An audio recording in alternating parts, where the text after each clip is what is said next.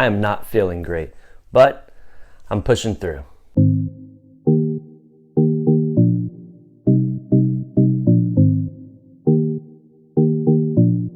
I'm sure I'm not the only one who feels this way, but I absolutely hate, and I mean hate, getting sick. Like the fact that I can't get up and do the things that I need to do, which is a lot usually, it drives me nuts. The one thing though that I've learned that I can find some light in when it comes to getting sick is that I get some time to read, and it has become a great pastime of mine. I used to hate reading for the first 21 years of my life. Hated reading. I thought it was the most boring thing ever, which is odd because, so my father, I tried to emulate everything that he did, and he is an ardent reader. One of his favorite places to go is Barnes & Noble, and I would hate going to Barnes & Noble. It drove me nuts when we had to go there. But magically, I was 21 years old, had these kind of life-changing events going on at the time, and really started to do a lot of reflection, some inward looking, and went to Barnes & Noble, bought a book, and ever since then, I just keep buying books, and I don't even have time to read them all at the rate at which I'm purchasing them. But I guess it's better to have too many than not enough books. What I'm reading right now is the Screwtape Letters by C.S. Lewis, and this is magnificent. I mean, it's really incredible. So it's written by C.S. Lewis again, but he's writing from the perspective of Screwtape, who is a devil, and he's writing letters. The book is a compilation of letters from Screwtape to his nephew Wormwood. Now, is he his like biological nephew? I don't know.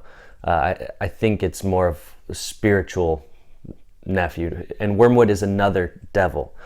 And here's what I think is incredible about it. We get insight as to how the devil thinks, how the devil works, how he responds, how he acts, how he tries to manipulate our feelings, our thoughts, our circumstances, so that he can ultimately win the battle of our soul.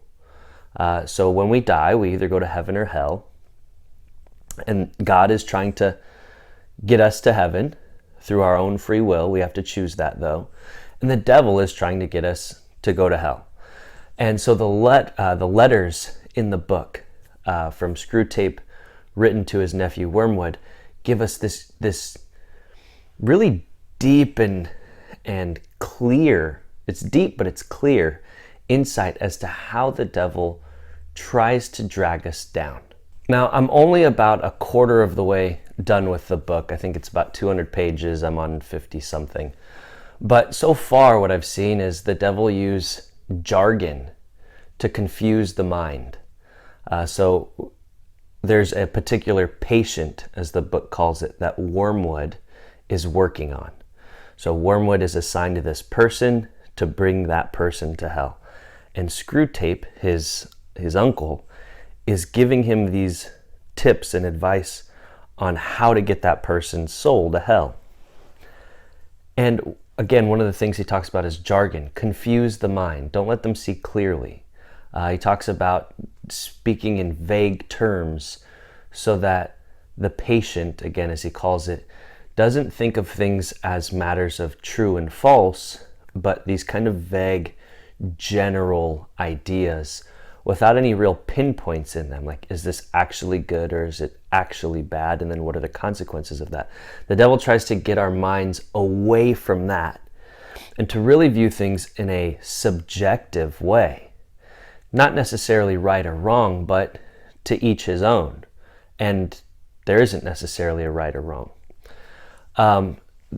It talks about putting certain people in the patient's life that will distract him from any spiritual growth. So like certain friends, the tendencies of those friends, and how the patient now tries to adopt the tendency of the friends who are not spiritual at all.